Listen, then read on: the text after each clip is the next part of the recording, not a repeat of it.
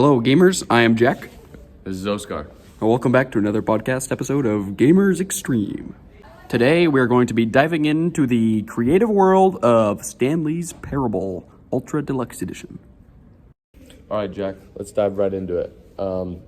Explain a little bit about the game and gameplay of Stanley's Parable. Well, in Stanley's Parable, you play as Stanley, an office worker who is given directions for what to do on his computer all day, every day. However, this day is not a normal day for Stanley. Everyone in the office is gone, and Stanley has no directions. We first hear the voice of a narrator explaining all of this to us, and this voice will prove to be a large part of the game. Buttons on a keyboard. Orders came to him through a monitor on his desk, telling him what buttons to push, how long to push them, and in what order. This is what employee 427 did every day of every month of every year.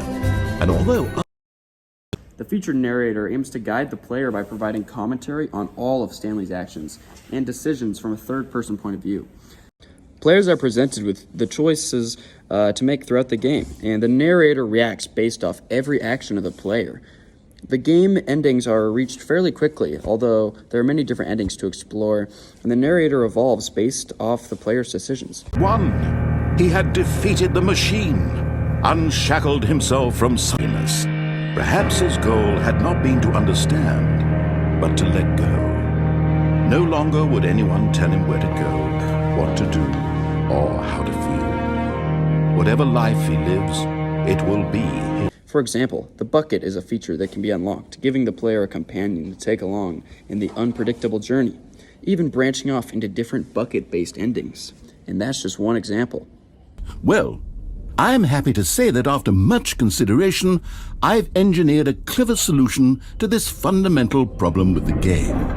It's the Stanley Parable Reassurance Bucket. You see, Stanley, anytime you're holding the bucket, a sense of calm and ease will fill your mind and your heart. It's true. Bucket! As long as you hold on to the bucket. Finally! The bucket is mine!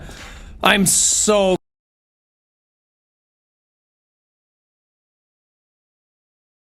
This experience of having the narrator commentate on every single action I take is a completely new experience in gaming, and I think it's just awesome. Oscar, what do you have to add? I really thought the narrative oftentimes challenged the expectations of the player, which was a super entertaining way of challenging the common video game tropes and storytelling. The game breaks down the walls of what it means to be in a video game. For example, you are able to enter rooms where the game isn't even coded yet. There are certain Easter eggs or alternative routes you can take that paint the picture of breaking the game. However, it is not really breaking the game, as the narrator is reacting accordingly the entire time. Also, Jack, we learn more and more about the personality of the narrator the more endings we discover. For example, one of the most interesting endings is when the narrator takes us through his general thoughts about the new installation of the Stanley Parable and gives us all of his unfinished ideas, leading us down this memory road of his. He can even get mad at us, taking us into fully different games like Firewatchers or Rocket League as a form of punishment for not listening to him. Wonderful. See, this is exactly what I had in mind. Just a nice big box for you to run around in. There isn't any possibility that you could get lost here. Now this is game design. I agree, Oscar. That is one of the most exciting endings. Whew, I love that one. You know, humor is a large part of the Stanley's Parable. It presents a satirical take on video game tropes and narrative tropes and even work tropes, as Stanley is under control of a mind control facility like all the other employees in his company who mindlessly work away. It says something about the everyday 9 to 5 and life in the office. So, Jack, what does Stanley's Parable say about free will and determinism? Well, Oscar, I'm just glad you asked. The Stanley's Parable questions the illusion of choice and free will by showcasing predetermined outcomes despite apparent decision-making. The narrator guides and often undermines the player's choices, revealing the game's constructed boundaries. For example, regardless of the choices made, the game loops back to predetermined paths, highlighting the futility of true agency within its design. The game prompts reflection on the desire of autonomy within constraints and challenges traditional gaming notions of choices, freedom, and determinism. While the narrator seemingly gives you complete freedom and hands the reins over to you, he still keeps the player in check. For instance, if you choose the right door over the left in the beginning, he will slowly spiral out of control, and it will end up destroying the game. The game has its own interesting way of keeping the player engaged while still following the path that they want them to follow. Perfect. After a little bit of research, I found that Stanley's Parable had a bit in the first version where Stanley is actually teleported into the Minecraft world. This is ironic because Minecraft is the game that we're going to be comparing Stanley's Parable to. Well, Stanley, is this any better? At last, the one thing you've always desired, a game I had absolutely nothing to do with. But is it enough? Tell me that, Stanley. Will it ever be enough? Well, I'll say this. I'm done making things for you. From now on, I will only create to fulfill a greater artistic purpose. Watch this, Stanley. I'm going to build a house. This will go here. Yes, it's complete. I made this, Stanley. Look at it. Gaze upon my work of art and feel ashamed at your own inadequacy. But you've only seen it from the outside. You've only gotten half the experience. Please, step inside and make yourself comfortable. Isn't it grand? Isn't it perfect? It could only be better if... Wait, that's it. We must rebuild it out of diamond. Diamond everything. Yes. Come along, Stanley. We have to go mining. Now, for a bit about Minecraft. See, Jack, in Minecraft, procedurally generated world, gathering resources, crafting tools, and building structures. The game offers freedom to mine, craft, farm, and interact with the environment, allowing players to create virtually anything they can imagine while surviving various threats like monsters and environmental hazards. In Minecraft, the player has free roam to do anything he wants under the pixelated sun, whereas you can feel the predetermined path that the game creators want you to follow in Stanley Parable. Oscar, I've got another question for you. What does Minecraft seem to be saying about free will and determinism? You know, what I see in Minecraft is it seems to be telling us that we have ultimate freedom. In fact, they want to encourage us to do our own thing by giving us the tools. You can either bask in the beauty of this pixelated representation of Earth and keep it all natural, or build and destroy it to sculpt it into your own thing of beauty. Well said, Oscar. One time, I built a life-sized Pizza Hut in Minecraft. You can really do whatever you want. It's a beautiful game. Although Minecraft grants you ultimate freedom, it does not question determinism in the same way that Stanley's Parable does.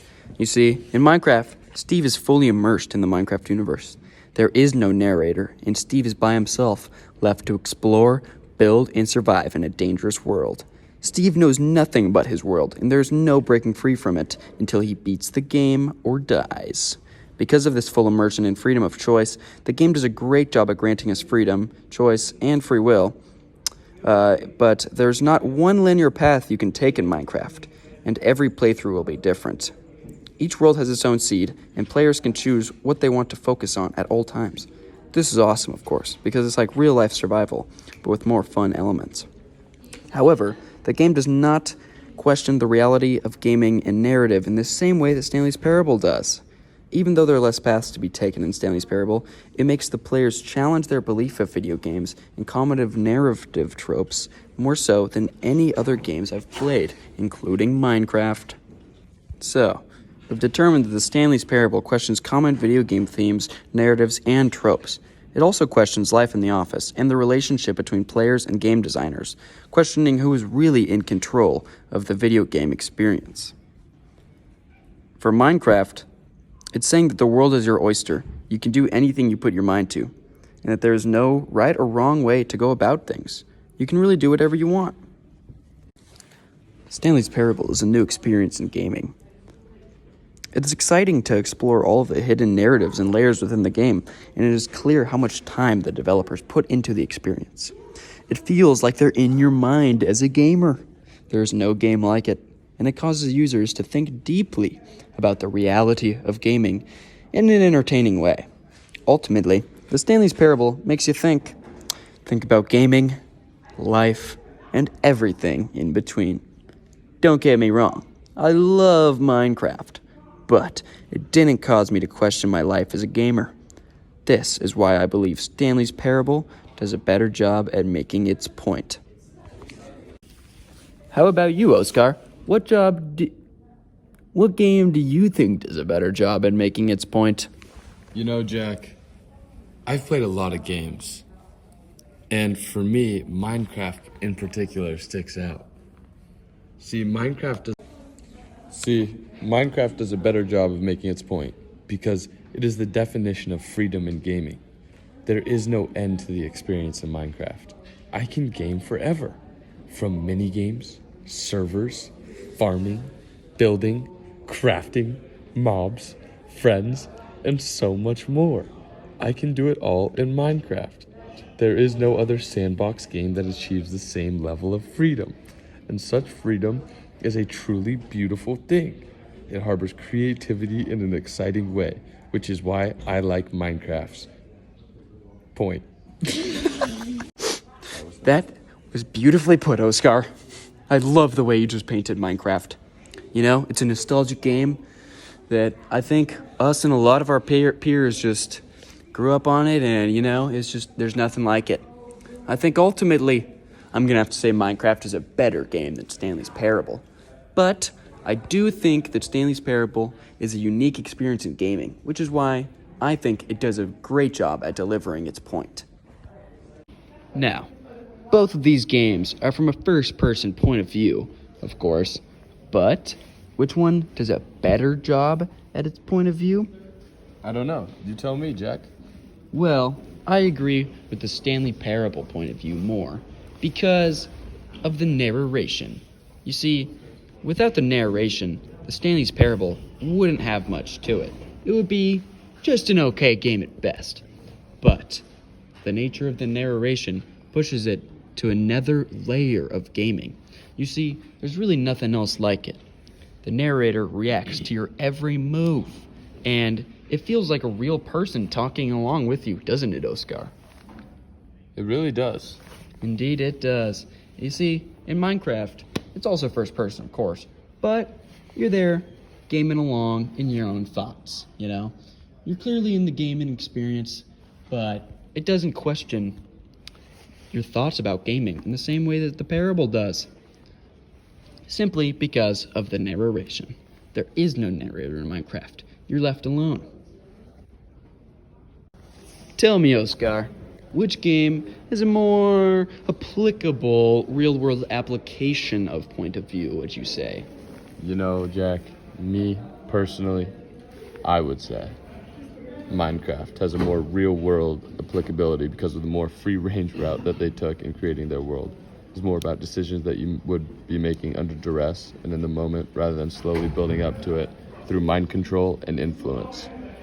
I believe Minecraft is more of the gamer making his decisions instead of being influenced by a narrator or other decisions. Couldn't agree more. And you know what they say, you can't build a house in Stanley's Parable.